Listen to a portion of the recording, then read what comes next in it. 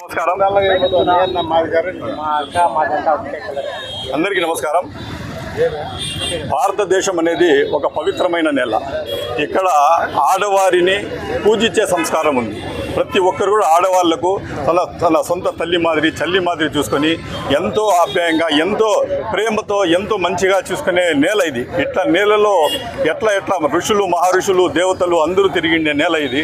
ఇట్లా నేల మీద కూడా కొన్ని దుష్టశక్తులు వచ్చిందో ఈరోజు ఆడవారిని కించపరిచే విధంగా మాట్లాడడం చాలా శోచనీయం. మన రాధాకృష్ణ గారు ఆయన పేరులోనే వాళ్ళ అమ్మ నాన్న వాళ్ళు రాధా అని పేరు పెట్టినారు, రాధాకృష్ణ అని పేరు పెట్టినారు.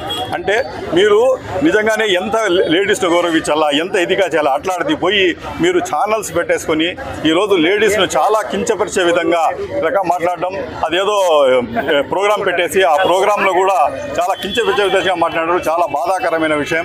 దానికి తోడు ఈరోజు వచ్చిందో మన వైఎస్ఆర్సీపీ కాంగ్రెస్ పార్టీ అధిష్టానం పిలుపు మేరకు మేము అన్ని నియోజకవర్గ కేంద్రాల్లో కూడా పోలీస్ స్టేషన్లలో కంప్లైంట్ ఇవ్వడం జరుగుతూ ఉంది. దాంట్లో భాగంగా మదనపల్లి కాన్స్టిట్యున్సీలో కూడా మేమందరూ ఇక్కడ వైఎస్ఆర్సీపీ శ్రేణులందరూ కలిసి ఇక్కడ టూ టౌన్ పోలీస్ స్టేషన్లో మేము వచ్చిందో రిపోర్ట్ ఇవ్వడం జరుగుతూ ఉంది. నిజంగానే ఎంత బాధ చేస్తూ ఉందంటే ఆడవారిలో ఒక రెవల్యూషన్ వచ్చింది. ఏమి ఈ మనిషి ఈ రకంగా మాట్లాడుతున్నారే, ఆయన ఈ రకంగా మాట్లాడితే ఇంతకుముందు కూడా బిఆర్ నాయుడు గారు అది కూడా లేడీస్ టార్గెట్ పెట్టి ఆ రకంగా చేస్తూ ఉంటారు. ఈ ప్రభుత్వం వచ్చిన తర్వాత టోటలీ లేడీస్కు భద్రత లేకుండా పోతా ఉంది. వాళ్ళకు వచ్చేదో చాలా కించపరిచే విధంగా వ్యవహరిస్తూ ఉన్నారు. ఇది చాలా బాధాకరమైన విషయం. మేము వచ్చేదో వీణ ఈ రకంగా చేస్తూ ఉంటే కూడా చంద్రబాబు నాయుడు గారు వీని వెనకేసుకొని వస్తూ ఉంటే అది పెద్ద ఆశ్చర్యంగా వేస్తూ ఉంది. నువ్వు ఇంటికి పెద్ద మనిషి అయిన తర్వాత వాళ్ళకు వెనకాల వేసే బదులు వాళ్ళకి దండించి మీరు చేస్తూ ఉండేది తప్పు, అని చెప్పి నువ్వు కట్టడి చేస్తే ఈ రకంగా ఈ ఇన్సిడెంట్స్ పునరావృతం కావు. కానీ మీరు ఈ రకంగా చేయకుండా వాళ్ళకి వెనకేసుకొని వచ్చేసి వాళ్ళకు సపోర్ట్ చేసుకుంటూ వచ్చిన దానివల్ల ఎక్కడ చూసినా ల్యాండ్ మాఫియా కానీ, డ్రగ్ మాఫియా కానీ, ఇసుక మాఫియా కానీ ప్రతిదీ కూడా విచ్చలవిడిగా పోతా ఉంది. మీరు వచ్చింది ఏం చేస్తూ ఉంటారు, ఆ రోజు మీరు తెలుగుదేశంకు సపోర్ట్ చేశారు, మేము అన్ని విధాలుగా మీకు సపోర్ట్ చేస్తామని చెప్పి ఈ రకంగా పోతా ఉంటారు. ఈరోజు రాధాకృష్ణ గారు ఈ రకంగా చేసింటే మీరు వచ్చిందో ఆయనకి దండించేసి బహిరంగ క్షమాపణ చెప్పాలా. రాధాకృష్ణ గారు కూడా మీరు వచ్చిందో చేసిన తప్పు మీకు తెలుసు, మీరు కించపరిచే విధంగా లీడర్స్ మాట్లాడినారు.